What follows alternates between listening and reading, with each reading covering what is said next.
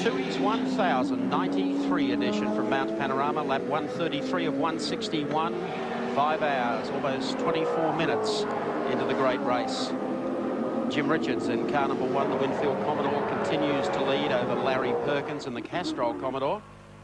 Now it's the 16 car with Brad Jones at the wheel, headed towards the pits. Wayne Gardner is on standby to take over that car. Be interesting to see, Mark Oster, what tyres they decide to run on the HRT car. Yeah, it's a tough one to call. Alan Grice is down in the pit lane. He'll have a pretty clear picture of what they're going to do. Gricey? The answer is none. The trick here is they're keeping the warm slicks on. They've got slicks on. Now, as you saw Perkins before, he put a new set of tyres on, and they were cold. Now, it's taken him a long time, and probably he won't get the fronts right up to operating temperature ever in these greasy, slimy conditions. Maybe he will, maybe he won't. But they're going the safe way. They're leaving the tyres on because wear is not the problem. And they've got warm slicks and back on the track. Thanks, Al. Car 16 was in third, but it came into the pits and rejoins in third place. Wayne Gardner now at the wheel. It's an interesting tactic. Keeping in mind, too, what he said about what Alan was saying about Bridgestone tyres earlier in the weekend, how long they take to bring up to temperature. He probably had less of a chance than the Dunlop runner. So, Wayne Gardner stays in the car. We've had some great pictures courtesy of DuPont Car Paints with their race cam today, riding with Wayne Gardner. Been supportive of 7 Sports motor race coverage and also bringing you Walter Giles in the NASCAR competition. Don't forget, for Australian viewers, the next round, opening round of the NASCAR Australian Championships occur at Calder Park Thunderdome next weekend, and 7 will be there to cover it with a late night replay in all states of Australia. Perkins, a little traffic to deal with here. Getting pretty tight at the top of the mountain. There's Wayne working away. Larry's only 8.5 seconds behind the number 1 car, Freddie Gibson machine. We've confirmed that the number 1 car still has to make one more stop. And if Larry, this weather lifts and he can stay on slicks for the rest of the afternoon, it's going to be a critical advantage. Slipped by the Warren Johnson car, down off the top into the dipper, and the S's Wayne Gardner. You may have heard him there talking back to the pits, probably receiving some information he didn't have time to take on board from Brad Jones during the actual changeover. Now, Wayne's going to discover just how slippery it is out there. Remember, he got thrown into the deep end last year. Yeah. Driving the first time at Mount Panorama, and he said it was a very unnerving experience. It's a different Wayne Gardner that approaches this race, and any of those that were knocking him, I'd like to remind you he's running third on the road at the moment. Boy, you just can't pick this weather, can you? It looks like it's finding up that it comes down again. The 18 car, position number 11. That's Paul Radisich, Cameron McConville, the Shell Racing EV Falcon. Well, they've done all right after the earlier mishap for McConville, haven't they? That is a tremendous fight back. Considering the speed at which he hit that concrete wall, we imagined there would have been some damage to the rear suspension setup, but obviously not. The thick soldiering on. Well, I think that wing has held on with chewing gum and string. And still out there surviving. Tough day for the Shell team, probably one of the worst days they've had at Bathurst, but having 1 car out there in these conditions, still very impressive. Let's take a look inside the sole surviving Shell Falcon, car 18. As he swings up Mountain Straight, there's still a nice dry line there on the track, so race speed should stay fairly much the same as we saw this morning. You can see the tachometer there building up, 7,000 RPM. And track speed just over 200 kilometres an hour. He crests the rise heading toward Griffin's Bend. Just a touch of the brakes there to make sure he's got a nice full pedal as he goes back through the gears and swings up the hill. Holding it in 3rd gear. As the fuel load lightens, they can usually go for a taller gear as they haul up this 1 in 6 grade toward the top of the hill. Touch of the brakes, back to 2nd gear. Squeezes through the slower car. You can see the pulse. All the inside workings of this car on the screen below you there. Hopefully Dick Johnson expected back at the circuit in about 10 minutes or so.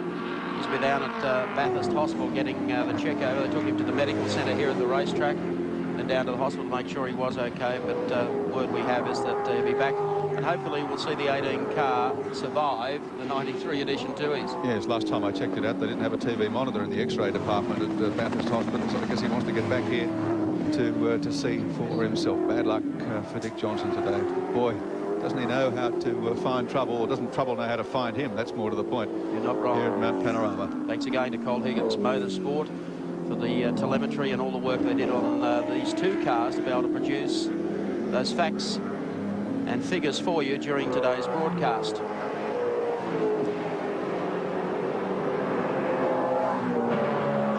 a lot of toing and froing in the pits now as the weather that looked so ominous 10 minutes ago now doesn't look quite so bad.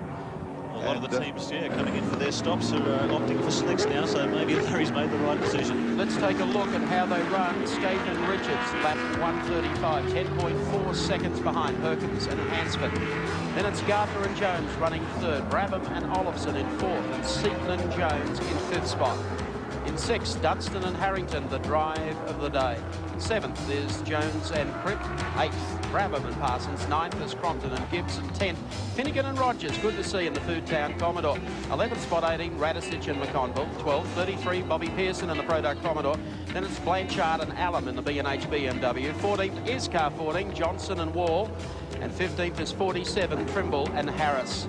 16th, Preston and Peters and the Team Komatsu Falcon in 17th spot, 21, the two Donahers. 18th, 23, Morrison, Winkelhock, Brock and Cleland in 19th, and in 20th spot, McCall and Gazzard. In 21st, Connor and Dillman. 22nd, 6th, Smith and Bates. 23rd is the Lusty Heffernan entry. 24, English and Yulden, and Rogers and Hopwood round out the top 25 in the great race from Mount Panorama at Bathurst. Back in just a moment.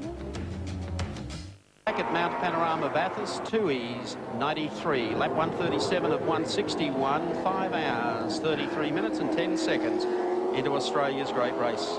And a car that has been battling along all day, the Advanced Vehicle Performance Centre, driven by Brad Stratton and Chris Madden, the Toyota Corolla. He has had the coolest drive of anyone here today. So he lost the windshield, as you can see. They had to take the back out, of course. That's Chris Madden at the wheel at the moment. The bonnet actually flipped up, I think. Smashed the front windscreen. Yeah, the rear's gone as well. Well, under touring car regulations, if you lose your front window, you have to remove the rear one as well, because the wind pressure may push it out. So at least there's no drain on power for air conditioning. 28th outright and 5th in the class. They're doing a good job. They've battled along all day long. And he's one guy that would be hoping the rain doesn't get too heavy, I should think. Well, it's pretty noticeable up here now that the track is pretty much bone dry, and this caused a big bone of contention in the pits among some of the crews about what tyres to put on and what not. We said Larry had taken a huge gamble. It turns out he's going to be a pretty shrewd punter, I think. He might have made the right decision. I think he must know someone up there. In the Peter Jackson pit, there was almost a punch-up when the 35 car came in. They put full wets on. There was an argument ensued. They took them off again and put slicks on. Yeah, I think that in this particular case, the driver can guide the crew about the state of the track, and the crew will then try to monitor local weather. Look at the progress of these guys. Bobby Jones. Isn't this good to see? 7th position. Boy, haven't they proven themselves to be a top endurance running crew. And a big plug also for Ampol that supported the effort all season long. Looks like John Cleland back in the pits in car number 05. Slicks going on the Peter Brock car. No argument there. Yeah. So they've taken the groovers off and gone to full slicks. The intermediates just aren't cutting it out there, so it's a full slick. Coming back into the race. Speaking of arguments, Mike, there's been a lot of debate up here the last couple of days about the state of health of David Mackay, the former Australian touring car champion. It was reported that he died. I can tell you, he's alive and well and living in Exeter in southern New South Wales and watching our telecast today, and very happy to be doing so. That probably doesn't come as news to his immediate family, but whoever started that terrible rumour, it's awful. David. Just back to this for a second. Bob Jones, when he started the season, it brought Ampol back into motorsport. A lot of people scratched their heads and said, well, hang on, wouldn't you think a company like that would have gone for a high-profile guy? But Bob made them no promises, just the fact that if you could finish in the top 10 of the touring cars, and obviously Ampol haven't got a mobile-type budget that they're attacking with a privateer, but they've supported this guy, and it is proof again of a privateer that can go out there in the marketplace and sell himself and a team and then front with a professional-looking operation. today they're getting the job done for their sponsor and doing a wow of a job too. Gee, it's a good operation. Second place in the Sandown 500. Car built by Don Green, who now works with the Brock team, and a Holden Racing Team Chevy up front. It's a great little package, and they're certainly getting the results. There's another guy that's done well today. You remember early in the piece, he was having all sorts of problems. Terry Finnegan, the Food Town Commodore, running 9th at the moment. Some suggestion that Food Town weren't going to be there for next year. I hope they reconsider, because he's done a heck of a job for them over the last couple of years. Sure Supported has. by the Huntley Hotel. Terry Finnegan once again falls under a capital P for privateer and does a wonderful job. Very successful campaigner in the Emeroo AMScar series. Guy who's been around motorsport for a long, long time. Was a Formula 2 champion back in the 70s. And very strong competitor in the Group C Commodore days. And they always put together an immaculately prepared car. And I might point out a car that is built entirely by Terry and his team, engines and chassis. He's coming into the pits now, running strongly in the top 10. That is a remarkable achievement. Terry Finnegan heads in. His co-driver is Victorian Gary Rogers, and the 23 Diet Coke car. Oh, they've let us down. Brad Stratton and Chris Madden. Chris at the wheel. He's had a little off there, or the motor has quit. Looks fairly terminal. Yes. There's smoke coming from under there. So Finnegan car. Let's go down to AJ. Slotting in, they're taking off the full wets and putting the slicks on. These four guys are only operating with 2 guns to undo the bolts. You really know they are a privateer. Listening in on the commentary, they have done a wonderful job, and an old cliche, but it wouldn't be the same here without T. Finnegan and the Food Town Commodore. Yeah, that's right. Very good pit stop. Yes. Well, sometimes when you're a privateer and you don't have all that going for you. Dickie Johnson's car. Yep, the 17 car, and also the Lansvale Smash repair car off to the side of the road. We pick up on John Cleland in car number 1. Heads up to BP Cutting again. And having his first experience, I think. Oh, no, he had the press day when it was a little bit damp, but how are things out there now, John? Yeah, they're a little bit drier now, but we've got a fairly sick car at this stage. Unfortunately, we're running out of gears to use, and when Peter got out the car there, he recommended not to use second gear at all. So it's unfortunately having to use third gear down through the dipper here and out through Forest Elbow. So in the damp, it doesn't help to slow the car down a lot either, unfortunately. John, can you give us some sort of track report? Larry Perkins chose slicks, and it seems a few of the others. Is it really slick territory out there, or you should have something a bit stickier? No, it's slick territory, definitely. Unfortunately, I went out on a hand-grooved intermediate, which was just terrible. There was no grip at all, but it's definitely slick weather. We could do with 6 gears in this gearbox, unfortunately. But apart from that, it's fantastic.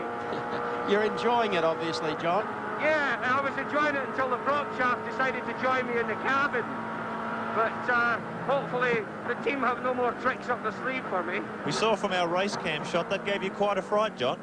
Yeah, unfortunately, I'm sorry if I used some bad Scottish words. Oh, you did. But it scared the living daylights out of me.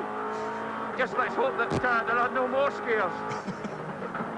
John, thanks very much for your time. Yeah, my pleasure. Okay, John Cleland. Great guy. Isn't he what? Real character. And certainly enjoying his first taste of Bathurst V8 power. I'm sure he'll be back. There's the number 2 Freddie Gibson Motorsport car. Heading up Mountain Straight, looks like Anders Olofsson. 35 PGA Falcon right behind him. Yeah, Olofsson at the wheel, and another man to find out that groove slicks are not the thing to have at the moment. It's definitely still, despite the damp, slick tyre weather. It is very confusing to watch.